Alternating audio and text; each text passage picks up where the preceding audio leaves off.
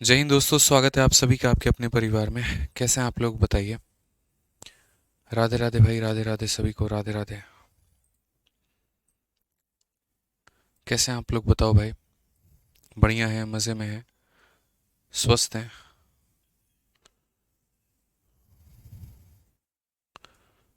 बताइए भाई।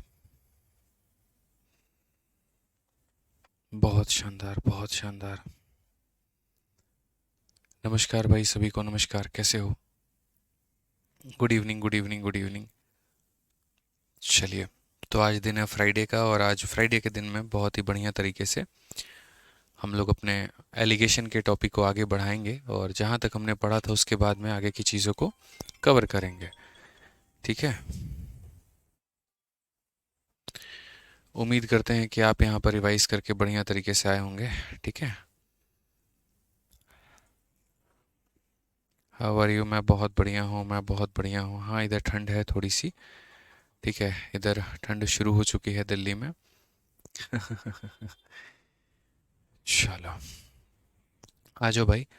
तो आगे बढ़ते हैं और यहाँ पर शुरू करते हैं मेरे भाई आगे। तो क्वेश्चन नंबर 14 तक एलिगेशन में आप लोगों ने बढ़िया तरीके से पढ़ लिया था, और अब उसके बाद में हमें आगे बढ़ना है। और जो हमारा अगला टॉपिक है वो है डिस्काउंट बेस्ड क्वेश्चन। डिस्काउंट पर आधारित सवाल और डिस्काउंट के क्वेश्चंस को हमें लगाना है। ठीक है ना। तो आज ये चलिए यहाँ पर, तो सबसे पहले देखिए, आप में सोच सकता है बहुत लोगों ने डिस्काउंट के बारे में जाना भी होगा, नॉलेज भी होगा, हो सकता है बहुत लोगों को नॉलेज नहीं होगा।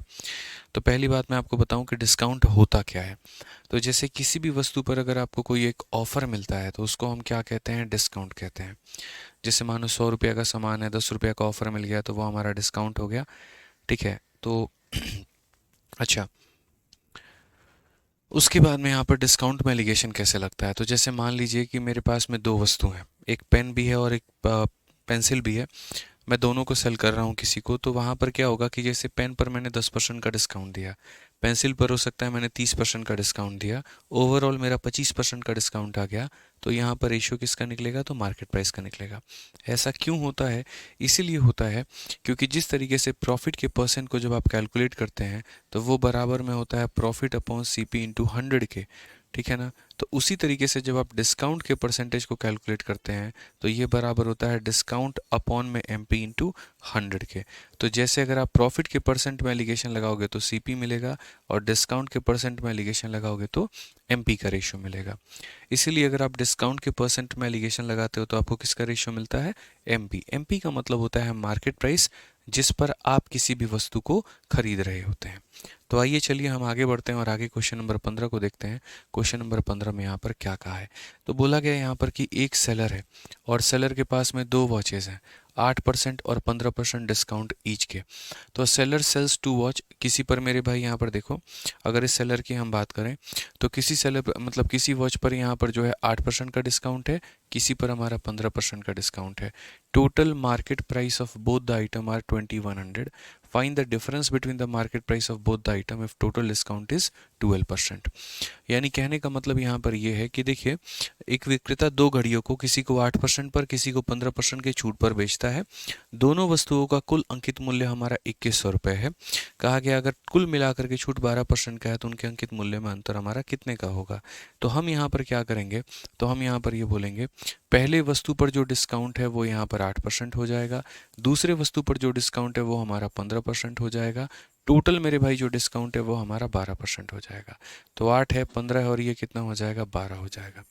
15 में से मेरे भाई 12 को घटा दीजिए तो यहाँ पर 3 आ जाएगा, और 12 में से 8 को घटा दीजिए तो 4 आ जाएगा। और ये जो रेशियो आएगा हमारा, ये मार्केट प्राइस का आएगा। ये रेशियो हमारा किसका आएगा? तो अंकित मूल्य का मेरे भाई यहाँ पर आने वाला है।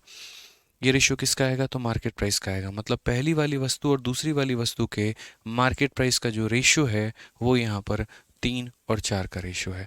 तो अगर हम बात करते हैं तो ये जो 2100 रुपये हैं हमारे पास में, ये 2100 हमारा क्या है? तो दोनों का टोटल है, मतलब 7 का मान है।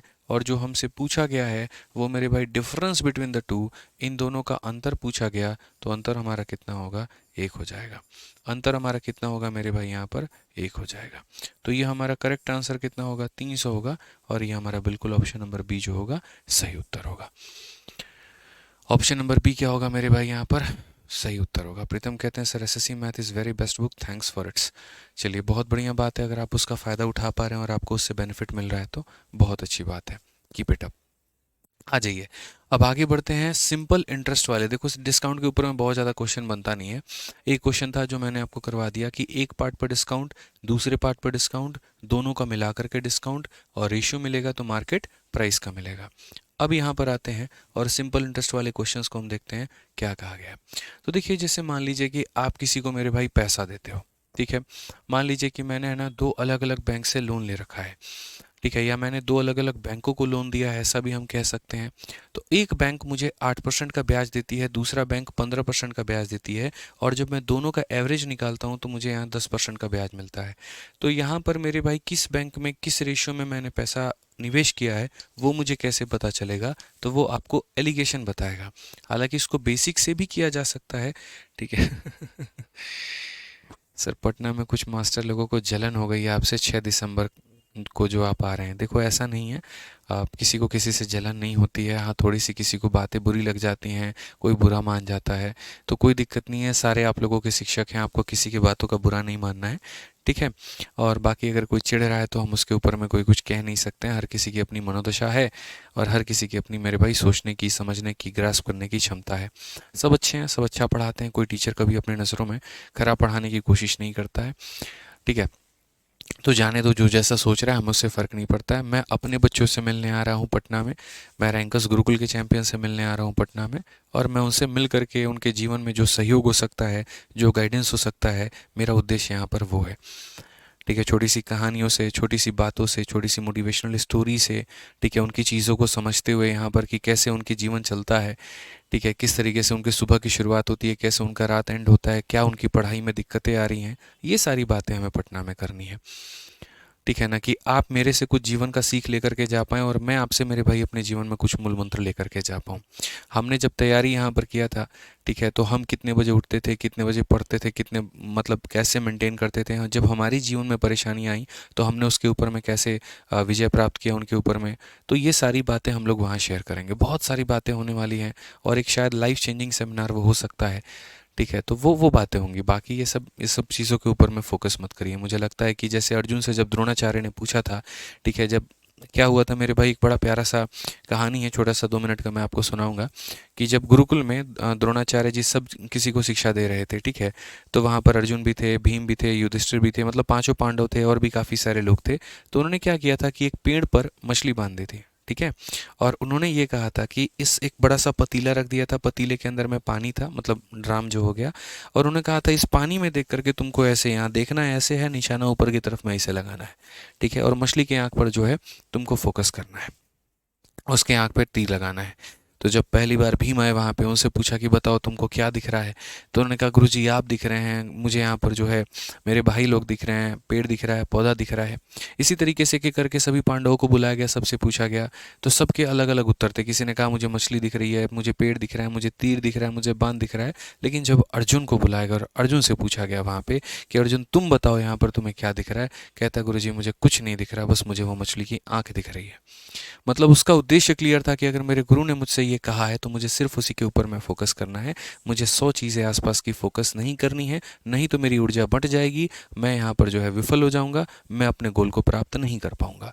तो एक विद्यार्थी का जो जीवन होता है वो कुछ उसी प्रकार से होता है कि आसपास 100 बाधाएं होती हैं, बट महत्वपूर्ण ये होता है कि तुम्हारा फोकस किस चीज़ के ऊपर में है, जिसके ऊपर में तुमने फोकस किया वहीं तुम्हारा लक्ष्य बना लिया कि हाँ इसको भेदना है, तो उसी की प्राप्ति तुम्हें कुछ समय में हो जाएगी, आज नहीं तो कल हो जाएगी। लेकिन अगर तुम्हारा फोकस ही एक चीज़ के ऊपर में नहीं है, काफ़ी सारी चीज़ों को लेकर के है, तो मेरे भाई तब अपने लक्ष्य की प्राप्ति नहीं कर पाओगे, या यूं कहें तो आसानी से तो बिल्कुल भी नहीं कर पाओगे, ठीक है। तो ये ध्यान रखा करो, अगर हमारा फोकस है बच्चों के ऊपर में बात करना, मीटअप के ऊपर में करना, तो उसके ऊपर में है।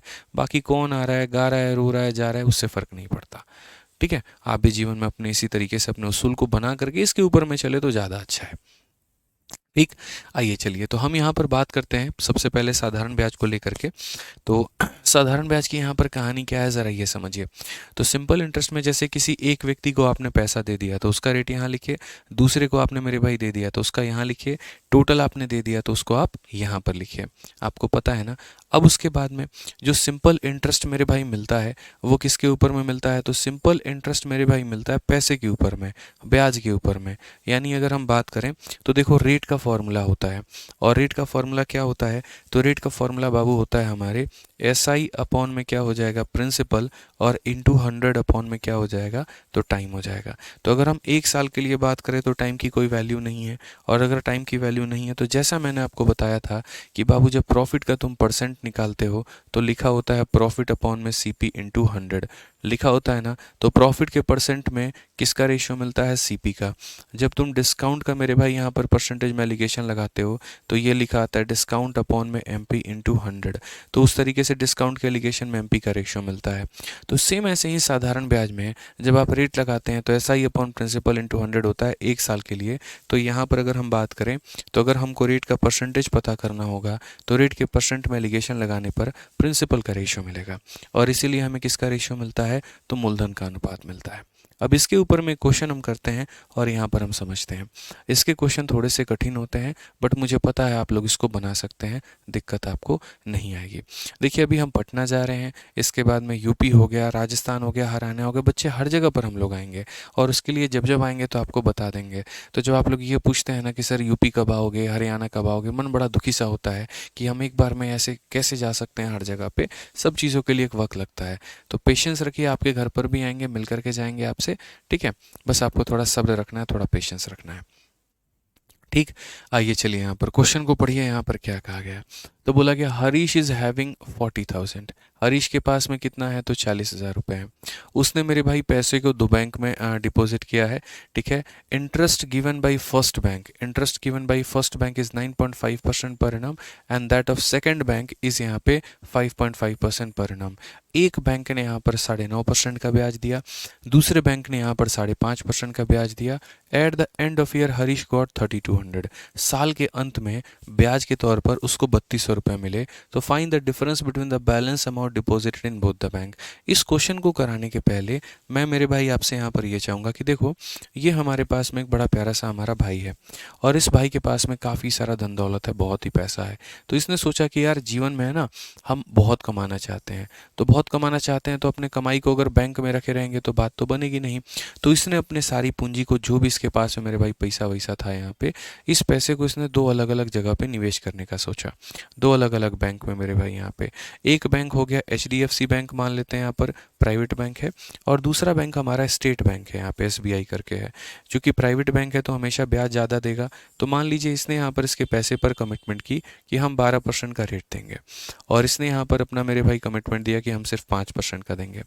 जब यहाँ पर ओवरऑल, ठीक है, अच्छा इसके पास में मेरे भाई यहाँ कितना, देखो जब ओवरऑल इसने तुलना की, एवरेज निकाला तो पता चला कि इसको यहाँ पर कितना आ रहा है, तो 7% का ब्याज निकल करके आ रहा है। अच्छा इस भाई के पास में कितने पैसे थे, तो इस भाई के पास में मेरे भाई 10,000 रुपये थे। तो आपका एग्जामिनर आपसे ये पूछता है कि बताओ इस बैंक में इसने कितने रुपए लगाए थे और इस बैंक में इसने कितने रुपए लगाए थे। रेशियो क्या था, किस रेशियो में यहाँ पर जो है इसने धन दौलत मेरे भाई बांटा था या मिलाया था।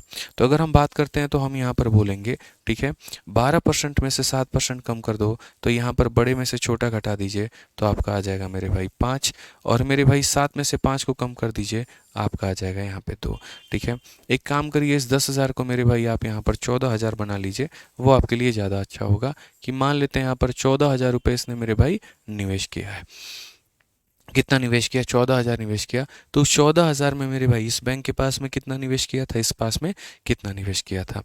ठीक है, समझ रहे हैं मेरी बात को लेकर के यहाँ पे। तो हमने कहा सर देखो इसमें से आप ये घटा दिए, 5 आ गया, 7 में से 5 घटा दिए 2, ये कितना यूनिट है, तो 7 यूनिट है। 7 यूनिट का मान कितना है, 14,000।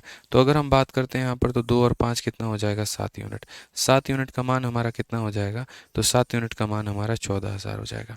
अगर 7 यूनिट का मान हमारा 14,000 होगा तो 1 यूनिट का मान हमारा कितना होगा 2000। और अगर 1 यूनिट का मान 2000 होगा तो 2 यूनिट का मान हमारे पास में कितना होगा, 2 यूनिट का मान हमारे पास में 4000 होगा। और 5 यूनिट का मान हमारे पास में कितना होगा, तो 5 यूनिट का मान हमारे पास में 10,000 होगा। समझ में आ रहा है बात यहाँ पर? तो बहुत ही अच्छे तरीके से आप यहाँ समझ पाएँ कि 14,000 रुपये में से 4,000 रुपये इसने HDFC में निवेश किया था और 10,000 रुपये इसने SBI में किया था। SBI जो है चूँकि सरकारी बैंक है तो लोगों का ट्रस्ट इसके ऊपर में ज़्यादा है, तो इसलिए पैसे का ज़्यादा भाग इसने यहाँ लगा दिया था और कम भाग इसने यहाँ लगाया था, लेकिन इन्वेस्टमेंट इसने दोनों जगह पर की हुई थी। समझ में आ गया ना बात आप लोगों को? कोई दिक्कत की बात है? बस इसी के आधार पर हमको जो है आगे के सारे क्वेश्चंस करने हैं। तो पहले बैंक का जो रेट है वो 9.5 है, तो यहाँ पर पहले बैंक का हम रेट लिख देंगे जो कि है मेरे भाई 9.5 यहाँ पे। उसके बाद में दूसरे बैंक का रेट कितना है, 5.5 है, ठीक है। और ओवरऑल रेट कितना है, तो मेरे भाई देखो ओवरऑल रेट कभी एग्जामिनर तुमको देता नहीं है और यही उसकी प्रॉब्लम है, लेकिन आपके लिए फ़ायदे की बात है, आप मेरे भाई रेट अपना खुद निकाल सकते हैं। और खुद निकाल सकते हैं तो आप इसको कैसे बना सकते हैं ज़रा देखिए। आप बहुत आसानी से मेरे भाई यहाँ पर इसको खुद बना लेंगे, ठीक है, बहुत आसानी से खुद बना लेंगे, कोई दिक्कत की बात नहीं यहाँ पे। अब यहाँ पर इसको कैसे बनाएंगे ज़रा वो समझिए। तो एक बैंक का रेट ये है, दूसरे बैंक का रेट ये है, और यहाँ पर क्या हो गया मेरे भाई, तो यहाँ पर ये हमारा टोटल रेट हो गया। ये हमारा क्या हो गया, तो मेरे भाई टोटल रेट हो गया। अब हमसे क्वेश्चन में ये पूछा जाता है कि ओवरऑल हमारा रेट जो होगा वो कैसे होगा। तो देखो ये ओवरऑल रेट निकालने के लिए आपको, मतलब ये टोटल रेट है, टोटल का मतलब सभी पैसे पर, इस पर मिला करके एवरेज रेट कितने का आ रहा है। तो रेट का जो फॉर्मूला होता है दोस्त हमारा, वो होता है SI। टोटल SI तुम्हारा कितने का मिला, अपॉन में हो जाएगा प्रिंसिपल इनटू हमारा 100, और यहाँ कितना हो जाएगा टाइम। कि हाँ भैया कुल मिलाकर के हमको कितने का ब्याज मिला है, तो कुल मिलाकर के हमको 3200 का ब्याज मिला है।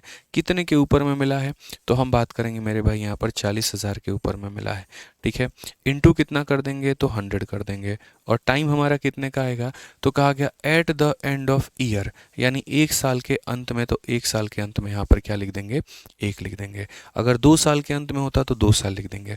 तो कभी भी इस बात को ध्यान रखो कि तुम्हें यहाँ पर जैसे टोटल प्रॉफिट का परसेंट निकालते थे ना, कि पहले पर इतने का प्रॉफिट परसेंट, दूसरे का इतना, तीसरे का नहीं दिया होता था, तो बोला होता था कि कुल मिलाकर के 5,000 का प्रॉफिट हुआ, तो जितने का प्रॉफिट होता था अपॉन में टोटल इंटू 100 करते थे। उसी तरीके से यहाँ पर क्या कहा, कुल मिलाकर के 3200 का ब्याज मिलेगा। तो 3200 का ब्याज बट्टे में 40,000 इंटू क्या करेंगे, तो 100 करेंगे।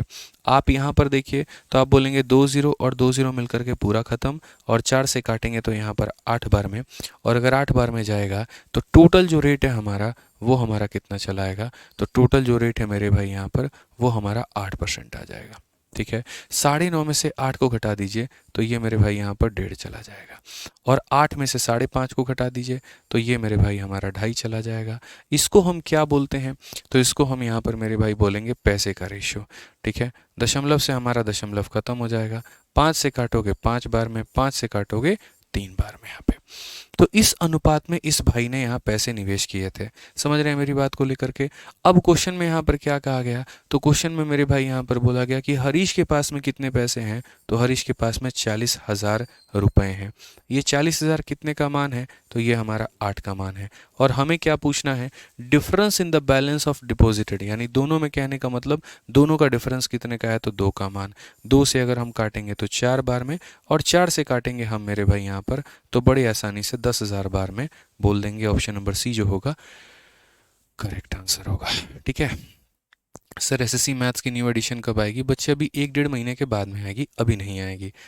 सेकेंड एडिशन में 2024 के सारे क्वेश्चंस को ऐड करके, मतलब सिर्फ एक ही पेपर ऐड करना है, वो है CGL 2024 के प्री का, ठीक है। कुछ खास क्वेश्चन उसमें पूछे नहीं गए हैं वहाँ पे, तो बहुत ज़्यादा वो फ़र्क क्रिएट करेगा नहीं उसके आने से और नहीं आने से, ठीक है। तो इसीलिए आराम से वो 1 डेढ़ महीने के बाद में आने वाली है, ठीक है। अच्छा मैं आप लोगों से एक बात पूछना चाहूँगा, जो कि मेरे मन में बड़ा कन्फ्यूजन सा रहता है, ठीक है, कि हम SSC मैथ्स की किताब जैसे हम लोगों ने जो बनाई है, मैं आप लोगों से ही सलाह लेना चाहूँगा, क्योंकि मैं ऑफलाइन में भी अपने बच्चों से सलाह लेता हूँ, वहाँ पे बड़ा अच्छा सजेशन वो मुझे देते हैं, ठीक है। तो मैं आपको जस्ट एक छोटी सी बात, थोड़ा कान खोल करके सुनना, अच्छे से सुनना, तभी आप मुझे सही गाइडेंस दे पाओगे, आपका पोल भी जो है थोड़ा मुझे सही तरीके से मिल पाएगा, ठीक है। मैं एक पोल भी क्रिएट करवा देता हूँ, रुको यहाँ पे, ठीक है।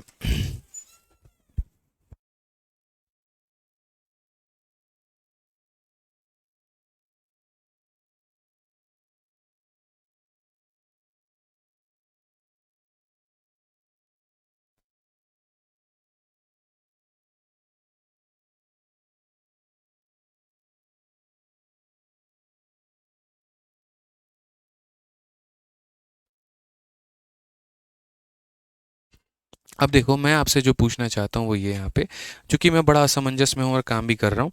अब देखिए हमारे पास में मैथ्स की दो तरह की किताबें हैं। एक जो मैंने बनाई थी बच्चों, वो बनाई थी मैंने रेलवे वाले बच्चों के लिए, और वो रेलवे गणित है जिसके बारे में आप लोग जानते भी हैं। दूसरी जो मैंने बनाई थी वो एसएससी मैथ बनाई थी, एसएससी वाले सभी एग्जाम्स के बच्चों के लिए, चाहे वो सीजीएल का हो, सीएचएसएल का हो, एमटीएस का हो, जीडी का हो। इस किताब में यहाँ पर मैंने सारे एग्जाम्स कवर किए हैं, इसमें भी मैंने सारे एग्जाम्स कवर किए हैं, लेकिन जो डिफरेंस है ना, और जिसको लेकर के मैं डायलेमा में भी हूँ, मतलब बड़ा असमंजस में हूँ, वो ये है कि जैसे इस किताब को मैंने टाइप वाइज बना दिया। तो इसमें क्या है कि रेलवे की सारी परीक्षाएं भी इंक्लूडेड हैं, ठीक है, सारी परीक्षाएं इंक्लूडेड है, समझिएगा बात को लेकर के। और इसमें हमने टाइप बनाया है खुद से। जैसे अगर आप देखोगे तो जब इसका इंडेक्स खोलोगे तो इसमें आपको ये नहीं मिलेगा कि कौन सा एग्जाम है, बिल्कुल भी नहीं मिलेगा, नहीं। इसमें क्या है कि जैसे टाइप 1 अगर बनाया है तो टाइप 1 में सारे एग्जाम्स के क्वेश्चन हैं, टाइप 2 में भी सारे एग्जाम्स के क्वेश्चन हैं, समझना मेरी बात को लेकर के, ठीक है। जैसे टाइप 1 अगर मैंने बनाया तो ग्रुप डी भी क्वेश्चन है, रेलवे एएलपी का भी है, सब कुछ का है। तो मैंने खुद से टाइप बना रखे हैं। तो इसमें यहाँ पर क्या होता है, कोई एक टाइप में बच्चा गया तो सारे क्वेश्चंस वो लगातार बनाना शुरू कर देता है, आसानी से बनता है। एसएससी वाले बच्चों के साथ में यहाँ पर क्या है कि कुछ बच्चों के टाइप वाइज की चाहत होती है, कुछ ये कहते नहीं जी हमको टाइप वाइज मत दीजिए, हमको एग्जाम वाइज दीजिए। जैसे रेलवे वाली किताब में नुकसान थोड़ा ये है कि कोई बच्चा अगर ग्रुप डी का ही क्वेश्चन लगाना चाहता है ना, तो उसको हर एक टाइप में से खोज खोज के लगाना पड़ेगा, इकट्ठा एक जगह नहीं मिलेगा। अब एसएससी वाली ये किताब आती है, इसको हमने टाइप वाइज ना बना करके इसको हमने एग्जाम वाइज बना दिया, ठीक है। अब क्या होता है ना यार, देखो कोई भी चीज़ सजेशन लेने से ही होगा। जैसे मैंने कहा ना, ऑफलाइन वाले बच्चों से मैं बहुत सजेशन लेता हूँ क्योंकि मेरे सामने होते हैं। आप लोगों से कभी आज तक लिया नहीं, पहली बार मैं सजेशन ले रहा हूँ। अब इसमें दोस्तों यहाँ पर क्या है पता है कि ये एग्जाम वाइज है। जैसे पहला है सीएचएसएल टीयर 1 2024, सीपीओ टीयर 1 2024, फिर उसके बाद में फेज 12 2024, ठीक है।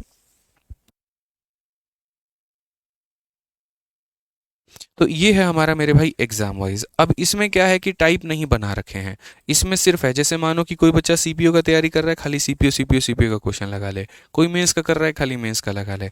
या अगर एसएससी में सीजीएल का कर रहा है, उसको सारे पेपर लगाने हैं, तो हर एक एग्जाम के वो लगाते जाए। तो मेरा जो सुझाव है, मतलब सजेशन है आप लोगों से, सुझाव नहीं बोलूंगा मैं, सजेशन भी नहीं कहूंगा मैं आप लोगों से सजेशन लेना चाहता हूँ कि इस किताब को टाइप वाइज बनाई जाए रेलवे गणित की तरफ है, या इसको एग्जाम वाइज बनाई जाए, क्योंकि जो हमारी सेकेंड एडिशन आएगी उसके ऊपर में हम लोग काम करेंगे ऐसे ही, ठीक है। तो इसलिए एक बार मैं पोल यहाँ कर रहा हूँ, और पोल बस कर रहा हूँ यहाँ पर, तो आप लोग सजेशन दीजिए।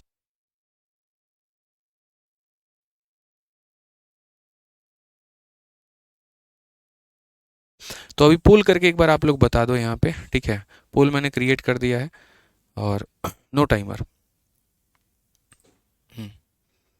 तो आप लोग इस पोल पे क्लिक करके बता दो कि क्या आप इसको टाइप वाइज चाहते हो, या आप इसको मेरे भाई एग्जाम वाइज चाहते हो, क्या चाहते हो, ठीक है। अगर सेकंड टाइप वाइज चाहते हो तो सेकंड एडिशन में मेरे भाई हम लोग जो है इसको टाइप वाइज बना देंगे, और अगर आप एग्जाम वाइज चाहते हैं एग्जाम वाइज बना देंगे। अगर आप दोनों अलग अलग चाहते हैं कि नहीं सर दो तरह की किताबें रहें, जिसको एग्जाम वाइज लगाना है वो एग्जाम वाइज बनाए, जिसको टाइप वाइज लगाना है वो बना ले, तो आप वो बता दो, पोल में आंसर दे दो, ठीक है।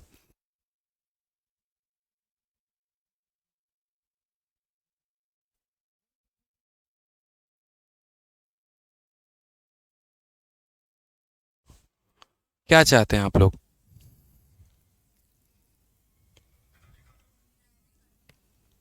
चलिए भैया, बहुत शानदार, बच्चों के अलग अलग तरह के यहाँ पर आ रहे हैं।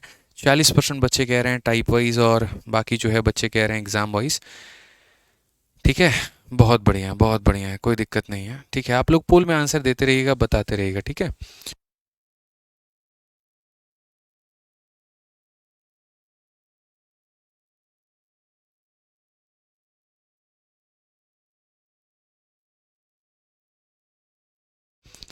ठीक है, तो आप लोग अपना आंसर पोल के माध्यम से देते रहना, मैं अभी पढ़ाना अपना शुरू कर रहा हूँ, बस आप लोग यहाँ पर बता देना, क्योंकि यार है ना, मैं वो चाहता नहीं बनाना कि हाँ मैं अपने मन से कुछ भी बना दूँ। अगर कहीं पर लाखों रुपए लग रहे हैं, 15-20 लाख रुपए लग रहे हैं वहाँ पे, तो मैं वो चीज़ बनाना पसंद करूँगा जो बच्चों को काफ़ी मदद करे, उनके हिसाब से उसके अनुसार में हो वहाँ पे, ठीक है। अगर दोनों को अलग अलग चाहिए तो हम दो अलग अलग किताबें निकाल सकते हैं सेकेंड एडिशन इसकी जब आएगी तो। और अगर मानो नहीं कि हाँ एक ही तरह का लेकर के चलिए, तो वो हो सकता है, ठीक है। तो आप लोग आंसर दे देना ऑप्शन नंबर ए और बी में जो भी होगा, ठीक है। आइए चलिए आगे बढ़ते हैं, और आगे क्वेश्चन हम देखते हैं। 17 नंबर सवाल हमसे यहाँ पर क्या कहा है, ठीक है। आ जाइए चलिए, क्वेश्चन में 17 नंबर में कहा है total of 2 lakh rupees is divided into two part for investing in different backs on simple interest. One yield 4% per annum while the other yield 6% per annum. Total interest at the end of 1 year is equivalent to 4.7% per annum on the whole amount invested in each bank is respectively. आसान भाषा में कि साधारण ब्याज पर विभिन्न बैंकों में निवेश किए गए कुल हमारे पास में कितने हैं, तो 2 लाख रुपए हैं। दो भागों में बांटा गया है। एक पर हमें 4% का मेरे भाई ब्याज मिलता है, दूसरे पर हमको 6% का ब्याज मिलता है। और अगर हम बात करें तो पूर्ण राशि पर कुल मिलाकर के 4 मेरे भाई 7 का ब्याज मिलता है। तो प्रत्येक में हमारा कितना होगा, ठीक है। तो अगर हम बात करें तो पहले पर हमको कितना मिलता है, तो 4% मिलता है। दूसरे पर हमें कितना मिलता है, तो 6% मिलता है। समझ रहे हैं मेरी बातों को लेकर के यहाँ पे, ठीक है।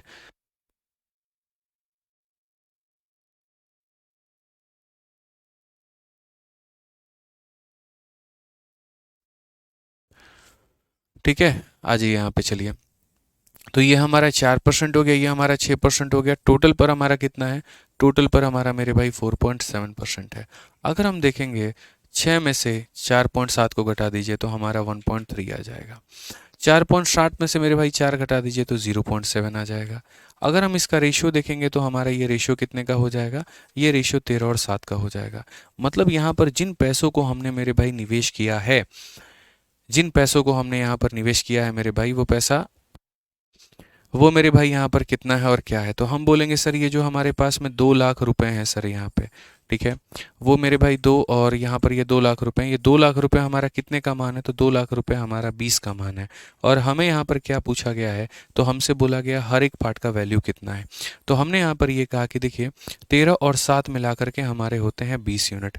अगर बच्चों 20 यूनिट का मान हमारे सामने 1 2 3 4 5 है ना, तो यहाँ पर हम क्या कह सकते हैं, तो हम बोलेंगे सर एक पार्ट का मान हमारे सामने 10,000 रुपये है। एक पार्ट का मान 10,000, और अगर एक पार्ट का मान 10,000 तो हम साफ अक्षर में कहेंगे 13 पार्ट का मान मेरे भाई यहाँ पर कितना हो जाएगा, 1,30,000, और 7 पार्ट का मान मेरे भाई यहाँ पर हो जाएगा 70,000 हो जाएगा। जो कि कौन सा ऑप्शन है, ऑप्शन नंबर ए जो है करेक्ट आंसर है। कौन सा ऑप्शन है, तो ऑप्शन नंबर ए जो है करेक्ट आंसर है। अब मैं आपको समझाता हूँ एक बात यहाँ पे, आप बड़े ध्यान तरीके से मेरे बात को समझिएगा। कभी मेरे भाई लाइफ में जब ऐसा क्वेश्चन सॉल्व करो ना, तुमको एग्जैक्ट डेटा निकालने की आवश्यकता नहीं है। आप यहाँ पर जब इस क्वेश्चन में जाते, आप यहाँ पर ये बोलते कि सर देखिए बात ऐसी है, पहले वाले कोई से रेट पे, दूसरे वाले कोई से रेट पे, टोटल कोई से रेट पे, तो रेशियो 13 और 7 का आएगा। तो सिर्फ यहाँ पर उस ऑप्शन की तलाश करो जहाँ पर रेशियो 13 और 7 का है। जहाँ पर रेशियो क्या है, 13 और 7 का है। तो अगर हम देखते हैं मेरे भाई यहाँ पर 13 7 एक ही ऑप्शन है। क्या ये 13 और 7 में है, तो नहीं जी नहीं है। आप यहाँ पर देखिए मेरे भाई, या क्या ये 13 7 में है, तो नहीं नहीं है, ये भी नहीं है। तो सिर्फ एक ही ऑप्शन हमारा 13 और 7 में है। सिर्फ एक ही ऑप्शन है हमारा। समझ के बात को लेकर के, तो चलिए आ जाइए क्वेश्चन नंबर 18। आप लोग मेरे भाई खुद से ट्राई करके जल्दी से इसका आंसर कमेंट बॉक्स में सभी लोग बताना शुरू करें, ठीक है। जल्दी से इसका आंसर दीजिए, यहाँ पे फटाफट आंसर दीजिए, ठीक है।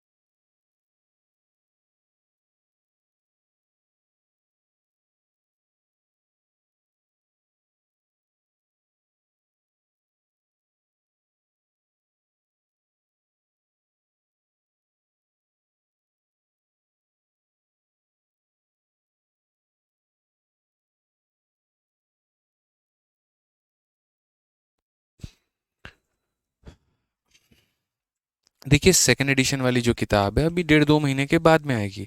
जो बच्चे फर्स्ट एडिशन मंगाना चाहते हैं मंगाइए। ऐसा कुछ भी नहीं है मेरे भाई यहाँ पर कि हाँ, ऐसा कुछ भी बिल्कुल भी यहाँ पर नहीं है कि नहीं फर्स्ट एडिशन मत मंगाएं, ये मत करें, बिल्कुल भी ऐसा नहीं है। सिर्फ सेकंड एडिशन में यहाँ पर थोड़ा सा बदलाव इतना होगा कि कुछ क्वेश्चंस को निकाल दिया जाएगा और उसके जगह पर जो हमारा ये 2024 का पेपर मतलब ये सीजल का पेपर हुआ है वो ऐड कर दिया जाएगा। फिर भी जो बेस्ट होगी वो हमेशा फॉर एवर फर्स्ट एडिशन ही रहेगी, मैं आपको इतना कहता हूँ, ठीक है, समझ के बातों को लेकर के आ जाइए। चलिए अब हम लोग आगे बढ़ते हैं मेरे भाई, यहाँ पर पढ़ते हैं। ठीक है, 18 नंबर क्वेश्चन। सीजल 2024 के क्वेश्चन तो ऐसे ही मैं आपको बैच में करवा रहा हूँ। आप देखिए सीजल 2024 का क्वेश्चन है, तो ये बुक में आ भी गया तो क्या फ़ायदा है, कोई दिक्कत नहीं है, जितना दिया है वो बेस्ट है। ठीक है, तो आराम से फर्स्ट एडिशन से पढ़ो, कोई इशू नहीं है। अब यहाँ देखो, कहा गया किरण ने 4,000 रुपये मेरे भाई दो लोगों को दिए इस तरीके से कि एक पार्ट पर 8% का पर एनम मेरे भाई रेट है और दूसरे पर 10% का रेट है। उसको टोटल ब्याज के तौर पर 352 रुपया मिला हुआ है। तो यहाँ पर जो 10% का पैसा दिया है उसने, वो मेरे भाई यहाँ पर कितना है, कैसे है, क्या है, आप बताइए। ठीक है, तो हमने यहाँ पर मेरे भाई कह दिया कि सुनिए, पहले वाले पर जो रेट है वो कितने का है, तो 8% का है। दूसरे वाले पर जो रेट है वो हमारा कितने का है, तो 10% का है। ठीक है, अगर हम बात करते हैं टोटल के ऊपर में, अगर हम बात करते हैं मेरे भाई टोटल के ऊपर में, तो टोटल के ऊपर में कहानी यहाँ पर क्या है, तो टोटल के ऊपर में अगर हम बात करेंगे तो हम बोलेंगे सर देखो, कुल मिलाकर के जो ब्याज है मेरे भाई वो 352 है।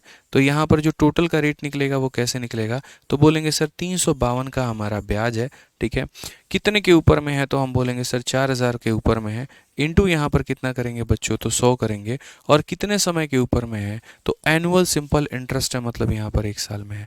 अगर आप देखेंगे यहाँ पर तो बड़े आसानी से काट पाएंगे। क्या आप इसको काट सकते हैं, तो आप बोलेंगे सर देखो 4 से काटेंगे तो 10 बार में, 4 से काटेंगे 8 बार में, 4 से काटेंगे 8 बार में, 88 को 10 से भाग कर दीजिए, 8.8% का रेट निकल करके आ जाएगा।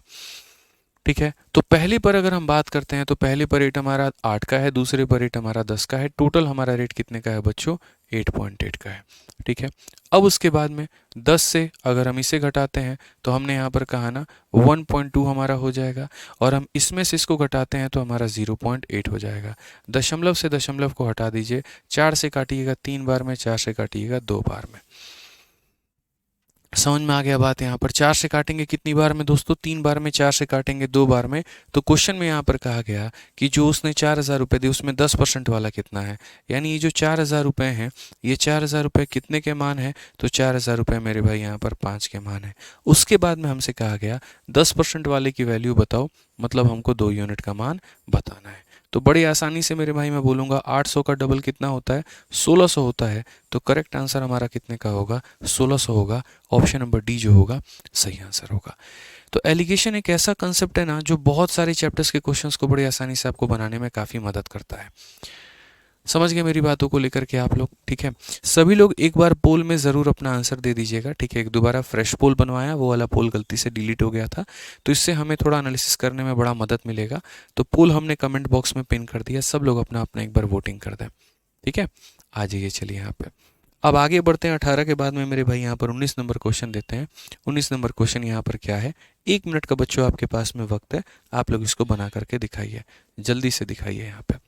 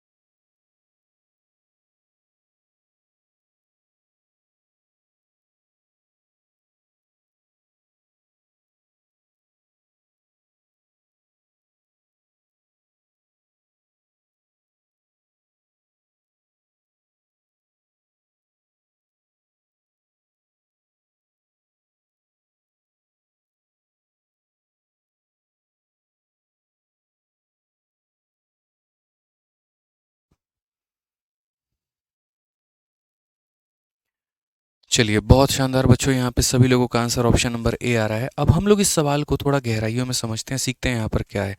तो क्वेश्चन में हमसे यहाँ पर ये कहा गया कि एक व्यक्ति के पास में 10,000 रुपये हैं। कितने पैसे हैं उसके पास में, 10,000 रुपये हैं। उसने एक हिस्से को मेरे भाई 15% के साधारण ब्याज पे दिया है, दूसरे को यहाँ पर मेरे भाई 10% के हिसाब से दिया है। 5 वर्षों के बाद में कुल मिलाकर के उसको 6500 रुपये मेरे भाई प्राप्त होता है। तो उसके द्वारा उधार दी गई राशियों का हमारा अंतर क्या है। मतलब सीधी सी बात हो रही है यहाँ पर कि किसी पैसे के दो हिस्से किए गए हैं, किसी एक भाग पर कुछ और रेट है, दूसरे भाग पर कुछ और रेट है, टोटल हमको मिलकर के कुछ और मिला। तो हमसे यहाँ पूछा गया कि रेट हमारा क्या होगा। ठीक है, तो अगर हम बात करते हैं तो मेरे भाई हम बोलेंगे देखो बच्चे, पहले पर तुमको ब्याज का रेट कितना मिला है तो 15%, दूसरे पर ब्याज का रेट कितना मिला है तो मेरे भाई यहाँ पर 10%, ओवरऑल हमको ब्याज का रेट कितना मिला है तो हमको खुद ही नहीं पता है, R%। अब ये R% की वैल्यू हम निकालेंगे। ये रेट हम कैसे निकालेंगे ज़रा ये देखिए। तो इस रेट को निकालने के लिए हमको यहाँ सीधा सीधा समझना पड़ेगा। हमें मेरे भाई यहाँ पर कितने का ब्याज मिला है तो हम बोलेंगे गुरुजी 6500 का ब्याज मिला है। कितने के ऊपर में ब्याज मिला है तो हमको 10,000 के ऊपर में यहाँ पर मिला है, ठीक है। इनटू मेरे भाई कितना हो जाएगा 100, और उसके बाद में यहाँ पर कितना हो जाएगा तो उसके बाद में यहाँ पर हो जाएगा 5 हो जाएगा, ठीक है। हम बात करते हैं 2 और 2 4 से मेरे भाई यहाँ पर 4 खत्म, 5 से काट दीजिएगा तो यहाँ 13 हो जाएगा। यानी टोटल रेट हमारे पास में बच्चों कितना है 13% का है। तो यहाँ पर ये जो कुल मिलाकर के एवरेज रेट हमको मिला है वो हमें कितना मिला है 13%। मेरे भाई यहाँ पर इतने समझदार आप लोगों का आंसर दे देंगे। 15 से 13 गया तो 2 आएगा, 13 से मेरे भाई 10 गया तो हमारा 3 आएगा। समझ गए बात को लेकर के। अब क्वेश्चन में यहाँ पर कहा गया वो जो 10,000 है मेरे भाई, यहाँ पर ये 10,000 दोनों का क्या है बच्चों, तो ये 10,000 जो है ये दोनों का सम है। 3 और 2 यहाँ पर 5 का है। और उसके बाद में कहा गया क्वेश्चन में डिफरेंस बताइए, डिफरेंस कितने का होगा। तो यहाँ 3 और 2 का जो अंतर होता है वो 1 का होता है। तो यहाँ पर ये वैल्यू हमारी कितनी आ जाएगी 2000 आ जाएगी, ठीक है। कौन सा ऑप्शन है तो ऑप्शन नंबर ए जो होगा बिल्कुल हमारा सही उत्तर होगा, ठीक है। समझ में आ गया बात यहाँ पे। तो बस ऐसे ही हमें यहाँ पर करना है, हमें ब्याज का रेट निकाल करके सभी चीज़ों को मैनेज करना है। तो सिंपल इंटरेस्ट का मेरे भाई कोई भी क्वेश्चन होता है, ठीक है, अगर आपको 2 पैसे के अलग अलग टुकड़े किए जाते हैं, एक पैसे को किसी और रेट पे, दूसरे को किसी और रेट पे, ओवरऑल का रेट मेरे भाई यहाँ पर कुछ और होता है, ठीक है। समझ रहे हैं मेरी बातों को लेकर के। तो हम मेरे भाई हमेशा उसमें एलिगेशन का प्रयोग करते हैं। अब जैसे आप लोगों ने जाना शुरू में कि हम यहाँ पर किस तरीके से मिक्सचर वाले सवालों में एलिगेशन लगा सकते थे, फिर आपने देखा प्रॉफिट लॉस के सवालों में, फिर आपने देखा डिस्काउंट के सवालों में, फिर आपने देखा साधारण ब्याज में। अब आज आप मेरे भाई यहाँ पर ये देखेंगे कि हम जो है टाइम स्पीड डिस्टेंस वाले क्वेश्चंस में किस तरीके से एलिगेशन का प्रयोग कर पाएंगे। थैंक यू सर, आप बहुत अच्छा समझाते हैं। चलिए बहुत बहुत धन्यवाद मेरे भाई यहाँ पे, थैंक यू, ठीक है। तो अगर हम बात करते हैं यहाँ पर तो हम बोलेंगे सर देखिए टाइम स्पीड डिस्टेंस के क्वेश्चन में पहली बात एलिगेशन कहाँ से लगता है। तो देखिए जैसे मैं आपको मेरे भाई यहाँ पर ये बोलूँ कि एक व्यक्ति है, उसको यहाँ पर अपने घर से कहाँ जाना है तो उसको मेरे भाई अपने घर से ससुराल जाना है। ये उसका कहाँ है तो ये उसका मेरे भाई घर है, और यहाँ पर क्या है तो ये उसका ससुराल है। ससुराल में कौन रहता है आपको पता ही है, ठीक है। रूठ गई है कोई, उसको मनाने जाना है यहाँ पे, ठीक है। तो कुछ देर जो है यहाँ पर वो कितने की रफ्तार से चलता, कुछ देर वो यहाँ पर 20 किलोमीटर प्रति घंटे की रफ्तार से चलता है। उसके बाद में मेरे भाई उसका फ़ोन आता है, आना है तो जल्दी आओ, 5 बजे के पहले आ गए तो रूट करके मानी हूँ, रूठी हूँ तो मान जाऊँगी, तुम्हारे साथ में चल लूँगी, और अगर उसके लेट आए तो फिर उसके बाद में हम नहीं जाने वाले हैं तुम्हारे साथ में। तो भाई अपना स्पीड बढ़ा करके 20 से मेरे भाई यहाँ पर 35 किलोमीटर प्रति घंटे की रफ्तार से जाना शुरू कर देता है, ठीक है। समझ रहे हैं मेरी बात को लेकर के। तो पहले गया 20 से, फिर गया मेरे भाई यहाँ पर 35 से। भाई ने जब अपने यहाँ पर जो है ओवरऑल अगर हम बात करते हैं कि ओवरऑल अगर हम यहाँ देखें तो ओवरऑल जब उसने मेरे भाई एवरेज अपना निकाला तो भाई का एवरेज निकल करके आ गया 30 किलोमीटर प्रति घंटा। कितना निकल करके आ गया मेरे भाई यहाँ पर 30 किलोमीटर प्रति घंटा। कितना आ गया 30 किलोमीटर प्रति घंटा आ गया। अगर हम बात करते हैं इस भाई को पूरा का पूरा लगा यहाँ पर 15 घंटा पूरा जाने में, तो आप मुझे बताओ यहाँ पर कितना दूरी वो 20 की रफ्तार से गया था, कितना दूरी यहाँ पर वो इसकी रफ्तार से गया था। अब बोलोगे सर एलिगेशन कैसे लगता है, तो जैसे टाइम स्पीड डिस्टेंस में पढ़ते हैं, स्पीड बराबर में डिस्टेंस अपॉन में क्या होता है टाइम। तो अगर स्पीड में एलिगेशन लगाओगे तो रेशियो किसका मिलेगा, समय का मिलेगा। यहाँ पर किसका मिलेगा तो समय का मिलेगा। जी हाँ बिल्कुल, बंगालन के लिए वो निकल चुका है अपने, ठीक है, उसके सपनों की वो बंगालन है और उसके लिए वो जा रहा है, और यहाँ पर हमें समय पता करना है। तो हमने यहाँ पर क्या कहा, हमने कहा जी देखिए सॉल्यूशन यहाँ पर क्या होगा, ज़रा समझिए बातों को लेकर के। सॉल्यूशन की अगर हम बात करें तो कुछ देर मेरे भाई वो इतने की रफ्तार से गया, कुछ देर यहाँ पर वो 35 की रफ्तार से गया, पूरी यात्रा उसने मेरे भाई 30 की रफ्तार से तय की। अगर हम देखें 35 में से 30 गया तो कितना हो जाएगा 5, और 30 में से मेरे भाई यहाँ पर 20 गया तो हो जाएगा 10। यानी जो हमारा अनुपात है वो कितने में है तो 1 और 2 के अनुपात में। यानी जितने भी मेरे भाई यहाँ पर उसने समय लिया है उस समय के 3 हिस्से हैं, 3 हिस्से मिलकर के मेरे भाई यहाँ पर कितने घंटे के बराबर, 3 हिस्से मिलकर के मेरे भाई यहाँ पर 15 घंटे के बराबर है। ठीक है, 3 हिस्से कितने के बराबर में है, तो 15 घंटे के बराबर में है। तो आप यहाँ पर मेरे भाई जो है अगर देखेंगे तो बोलेंगे सर 3 यूनिट का मान हमारा कितना है, 3 यूनिट का मान हमारा जो है वो 15 आवर है, तो 1 यूनिट का मान कितना हो जाएगा, 5 घंटे, और 1 यूनिट का मान 5 घंटे, तो मेरे भाई यहाँ पर इस एक का मान कितना हो जाएगा, ये हमारा 5 घंटे, और यहाँ पर ये हो जाएगा 10 घंटे। यानी यहाँ पर जो शुरू वाला भाग गया था वो कितना, 5 घंटे, और बाकी जो भाग गया था वो गया था मेरे भाई 10 घंटे। अब आपका सवाल यहाँ पर यह भी हो सकता है कि क्या सर उसकी बीवी मानी कि नहीं मानी, तो मैं बोलूँगा वो नहीं मानी, इसीलिए क्योंकि बेचारे को लग रही थी, वो उसको लग रहा था कि वो उसको बाइक से लेने आएगा और ये भाई साइकिल से गया था। इसने इसकी स्थिति को समझा भी नहीं, बेचारा मुश्किल से चला चला के 20 की रफ्तार में था। फ़ोन आने के बाद में ये और तेज करके जान प्राण लगा करके पहुंचा, मरते हालत में वहां पहुंचा, लेकिन उसको इस बात की फिक्र नहीं हुई। उसको तो बस ये लगा जी हमको मोटरसाइकिल पे काहे नहीं लेने आए, हमारी तो बेइज्जती हो गई। समझ रहे हैं बात को लेकर के, तो वो नहीं जा पाई और वो बेचारा वहीं थका हारा रात भर रुक गया। समझ रहे हैं, तो ओवरऑल एलिगेशन कैसे लगाना है पता चल गया ना, एक भाग पर ये, दूसरे भाग पर ये, कुल भाग पर ये, और ये हमारा क्या हो जाएगा, रेशियो हो जाएगा। ठीक है, चलिए आ जाइए, तो हम यहाँ पर देखते हैं, तो हम पूरा स्ट्रक्चर आपको बता चुके हैं कि average speed of first part, average of second part, average speed of total past, और रेशियो किसका देगा दोस्तों, टाइम का देगा। रेशियो किसका देगा दोस्तों, टाइम का देगा। अब अगर हम बात करते हैं तो क्वेश्चन नंबर 20 को देखिए, क्वेश्चन नंबर 20 में क्या कहा है। मैं इस सवाल को मेरे भाई बताने के पहले मैं चाहूँगा मेरे भाई यहाँ पर 20 नहीं, 20 नहीं, अभी 20 नहीं आपको देना है मेरे भाई, 20 के पहले मैं आपको यहाँ पर ये वाला क्वेश्चन है। ठीक है, बिल्कुल, आप क्वेश्चन नंबर 23 को सारे के सारे बच्चों जल्दी से फटाफट यहाँ पर ट्राई करिए। क्वेश्चन नंबर 23 बताइए। अब मैं आपको मेरे भाई देखो बिना पढ़ाए मैं आपको टाइम दे रहा हूँ 1 मिनट का, और मुझे यकीन है कि फिर भी सारे के सारे हमारे चैंपियन जो है आंसर दे देंगे। जल्दी से आंसर बताइए।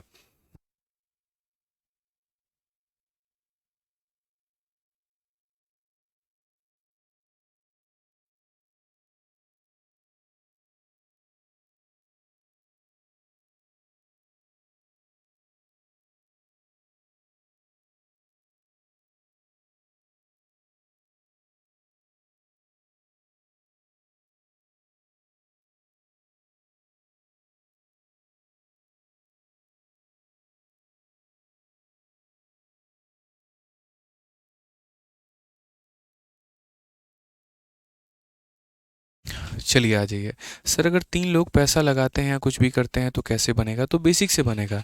जब 2 लोगों की कहानी होगी ना तभी वहाँ पर आप एलिगेशन का प्रयोग कर सकते हैं। अगर वो 3 टुकड़ा, 4 टुकड़ा, 5 टुकड़ा में बढ़ जाएगा तो वहाँ हमें बेसिक से जाना होगा। एलिगेशन सिर्फ 2 ही जगह पर लगता है भाई। ठीक है सुशांत कुमार, आ जाइए। चलिए, तो यहाँ पर क्वेश्चन में बच्चे क्या कहा गया जरा पढ़ो तो।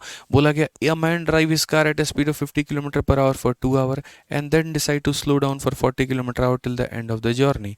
एवरेज स्पीड मेरे भाई निकल कर के आया 44 किलोमीटर पर आवर, तो how much time does it drive the car eight 40 kilometre per our. यानी एक आदमी अपने कार को 2 घंटे तक 50 की मेरे भाई गति से चलाता है। यानी अगर हम बात करें तो यहाँ पर हम क्या लिखते हैं, तो यहाँ पर पहला स्पीड लिखते हैं, यहाँ दूसरा स्पीड लिखते हैं, यहाँ एवरेज स्पीड लिखते हैं। उसके बाद में हम यहाँ पर क्या करते हैं, यहाँ पहला टाइम लिखते हैं, यहाँ दूसरा टाइम लिखते हैं। बस इस बात को समझिए। तो क्वेश्चन में मेरे भाई कहा गया कि एक आदमी मेरे भाई अपने कार को 50 की रफ्तार से चलाता है, तो रफ्तार कितनी है, तो आप बोलेंगे सर रफ्तार हमारी 50 की है।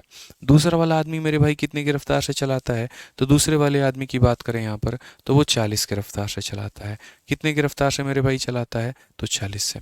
तो कहा गया मेरे भाई 50 और 40, और एवरेज स्पीड कितने का है, तो एवरेज स्पीड यहाँ पर 44 का है। तो आप यहाँ पर मेरे भाई 44 लिख दीजिए।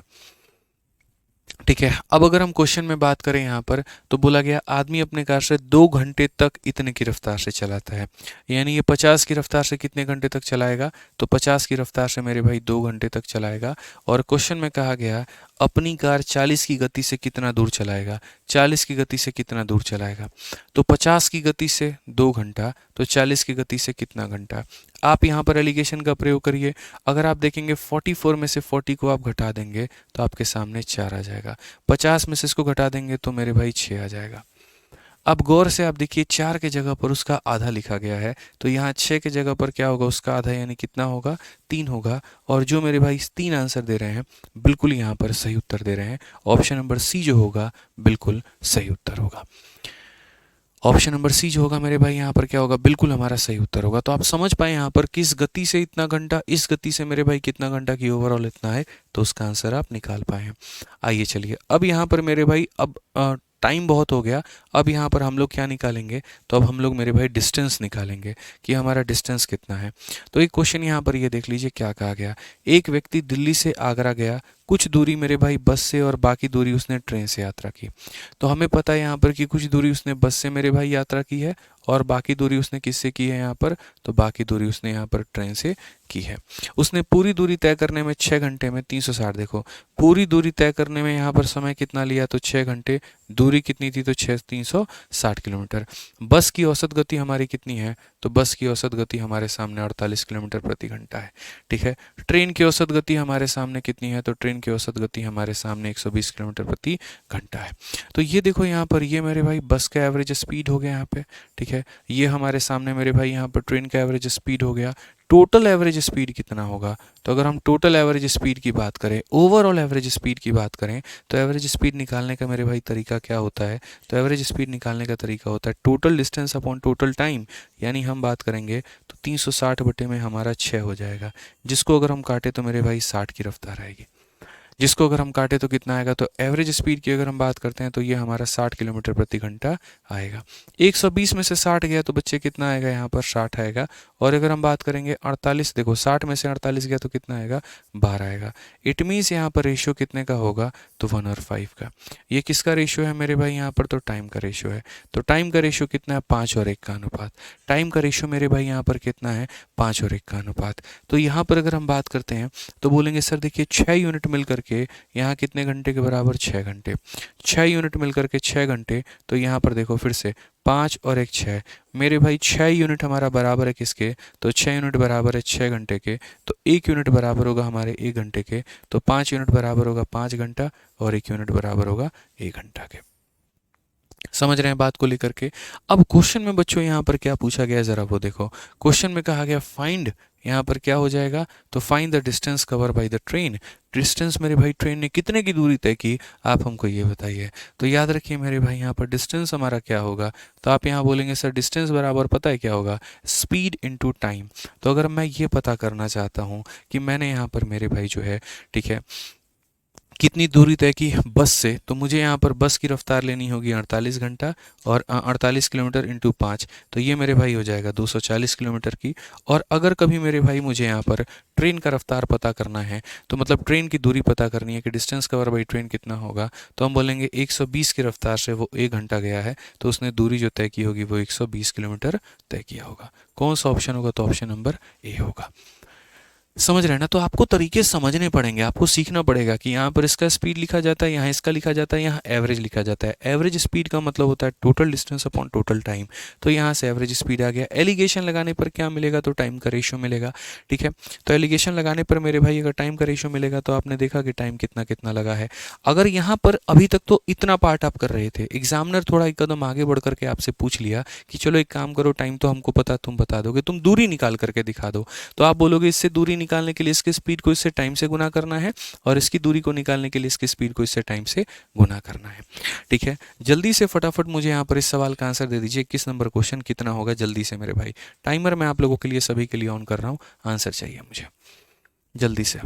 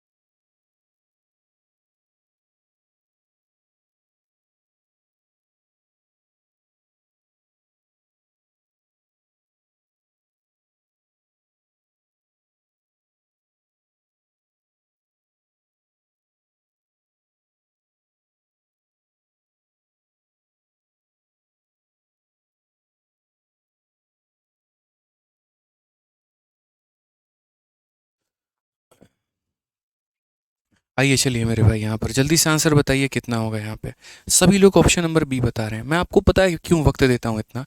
मैं आपको वक्त इसीलिए देता हूँ ताकि जब आप खुद से क्वेश्चन बनाओ ना तो आपको सेटिस्फैक्शन मिले। अरे यार हमने बना दिया यार, इसका मतलब हम कंसेप्ट सीख गए, इसका मतलब प्रीवियस ईयर का कोई भी क्वेश्चन आएगा हम लपेट देंगे। यही फ़ायदा होता है सर।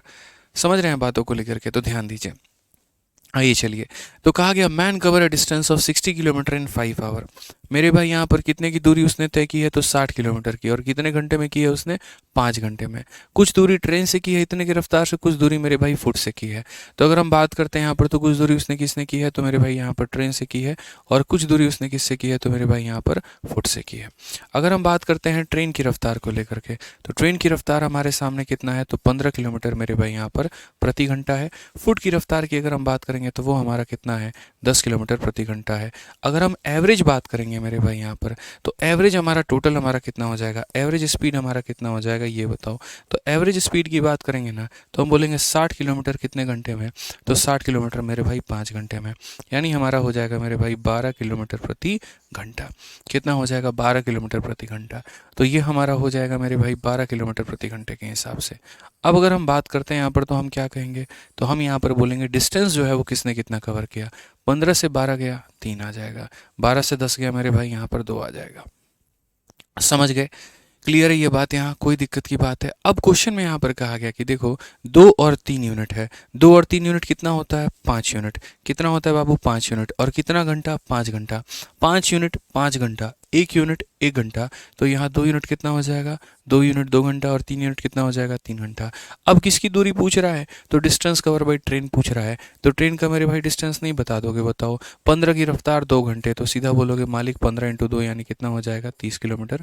बात खत्म, क्योंकि डिस्टेंस बराबर स्पीड इंटू टाइम होता है। कितना हो जाएगा, 30 हो जाएगा। ठीक है, समझ में आ गया बात यहाँ पे। आइए चलिए आखिरी क्वेश्चन आप देखिए मेरे भाई आज के सेशन का, और क्वेश्चन नंबर 22 है। इसके बाद में मेरे भाई यहाँ पर परसेंटेज बेस्ड क्वेश्चन होगा, जो कि हम लोग अगली क्लास में करेंगे। ठीक है, तो आज का यहाँ पर जल्दी से फटाफट क्वेश्चन नंबर 22 है।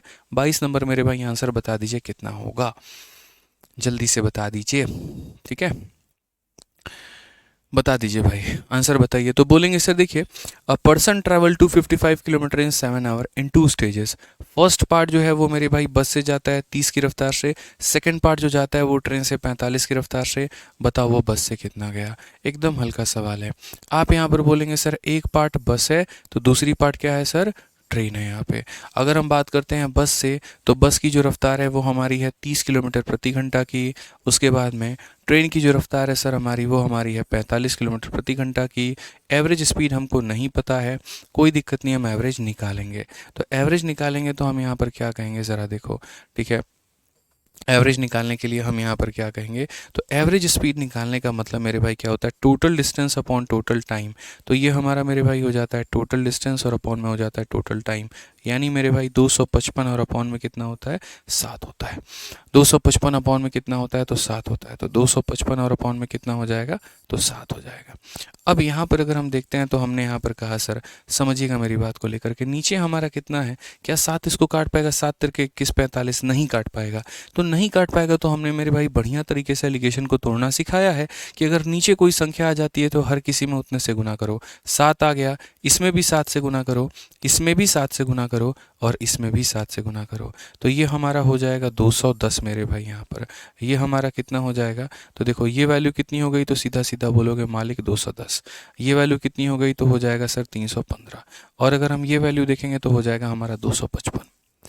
315 में से 255 अगर हम घटाते हैं मेरे भाई, तो हमारी वैल्यू कितनी निकल करके चली आने वाली है, तो हम यहाँ बोलेंगे सर ये हमारा हो जाएगा 60 के करीब में। उसके बाद में मेरे भाई 255 में से अगर हम 210 घटाते हैं, तो ये हमारा हो जाएगा 45। 15 से काटेंगे 4 बार में, 15 से काटेंगे 3 बार में। ठीक है, अब यहाँ मुझे बता दीजिए, तो बोलेंगे सर 7 यूनिट 7 घंटा, 7 यूनिट 7 घंटा, 1 यूनिट 1 घंटा। तो यहाँ बोलेंगे 4 यूनिट मेरे भाई हो जाएगा 4 घंटा, 3 यूनिट हो जाएगा 3 घंटा। क्वेश्चन में कहा गया how much distance travel by bus. बस से मेरे भाई उसने कितने की डिस्टेंस ट्रेवल की, तो बस से जो उसकी रफ्तार थी वो कितने की थी, 30 की थी मेरे भाई। और यहाँ समय कितना लिया उसने, 4 घंटा। 3 चौके मेरे भाई 120, सीधा सीधा हिसाब किताब है। ऑप्शन नंबर सी जो होगा करेक्ट आंसर होगा। ठीक है, ऑप्शन नंबर बी जो होगा वो करेक्ट आंसर होगा। तो देखो एलिगेशन एक क्या है, तो एक ऐसा कंसेप्ट है कि जब भी दो अलग अलग टुकड़ों को मिला करके तुम कोई चीज़ को बनाते हो तो वहाँ पर ये आकर के उस सवाल को शॉर्ट में बनाने में मदद करता है। इसीलिए मैंने क्या कहा था कि आपको एलिगेशन जैसे है ना सिलेबस में देखने को नहीं मिलेगा यहाँ पे। ठीक है, कि आप कहीं को कोई बहुत सारी परीक्षाएं होती हैं सिलेबस में खाली टाइम स्पीड डिस्टेंस दे देगा, एवरेज दे देगा, मिक्सचर दे देगा, एलिगेशन शब्द कई जगह प्रयोग नहीं होता। लेकिन मैं बच्चों को इसको इसीलिए पढ़ाता हूँ मेरे भाई, ताकि वो कई अलग अलग चैप्टर्स के सवालों को तोड़ना सीख जाए। क्योंकि देखिए क्या होता है ना, आप जब तैयारी के फेज में होंगे तो आपको शुरू में क्या लगेगा, अच्छा ये चैप्टर है तो ये सर ने पढ़ा दिया, ये है ये पढ़ा दिया, बट एक्चुअल में आपको नहीं पता है। जैसे आपने कभी सिलेबस में सर्कुलर मोशन नहीं समझा होगा, ये सुना होगा, आपने कभी रेस नहीं देखा होगा, लेकिन अगर आप इसको पढ़ के नहीं जाओगे तो दिक्कत आएगा। जैसे अलजेब्रा में हम वैल्यू पुटिंग कंसेप्ट पढ़ाते हैं, आपने कभी नहीं देखा होगा वैल्यू पुटिंग करके, लेकिन वो एक तरीका है, वो एक कंसेप्ट है जिससे बढ़िया से बढ़िया सवालों को तोड़ा जा सकता है। ठीक है, तो ये सारी चीज़ें आपको सीखनी ज़रूरी है ताकि आपके लिए गणित आसान हो पाए। डिजिटल सम आपने कभी देखा है किसी भी सिलेबस में कि डिजिटल सम कहीं पर एग्जामिनर लिख करके दे दे, यूपी कांस्टेबल का पेपर है तो वहाँ डिजिटल सम से क्वेश्चन देंगे, ये उसने बोल दिया हो? नहीं, बट ये तरीके हैं जिससे गणित को आसान किया जा सकता है। तो बहुत लोग इसको इसीलिए नहीं पढ़ाते हैं क्योंकि वो बोलते हैं नहीं सिलेबस में जितना दिया हम उतना पढ़ाएंगे। मुझे लगता है भाई मैं आपके सिलेबस को पूरा कराने के लिए नहीं पढ़ा रहा, मैं आपके सिलेक्शन के लिए मैं आपको पढ़ा रहा हूँ। तो सिलेक्शन के लिए जो जो गुरु मंत्र चाहिए, जो जो तरीके चाहिए, हम वो सारा कुछ आपको यहाँ पर इस एप्लीकेशन के माध्यम से देंगे। ठीक है, तो बस आपको बढ़िया तरीके से पढ़ते रहना है, क्या पढ़ाना है, कितना पढ़ाना है, कैसे पढ़ाना, सब मेरे ऊपर में, आप उसको छोड़ दीजिए। बस आपको कैसे पढ़ना आप वो समझिए सर। ठीक है, आप उसका ध्यान रखिए, बाकी तो हम हैंडल कर लेंगे। ठीक है, खुश रहिए, मस्त रहिए, ध्यान रखिए। Love you all, take care, bye.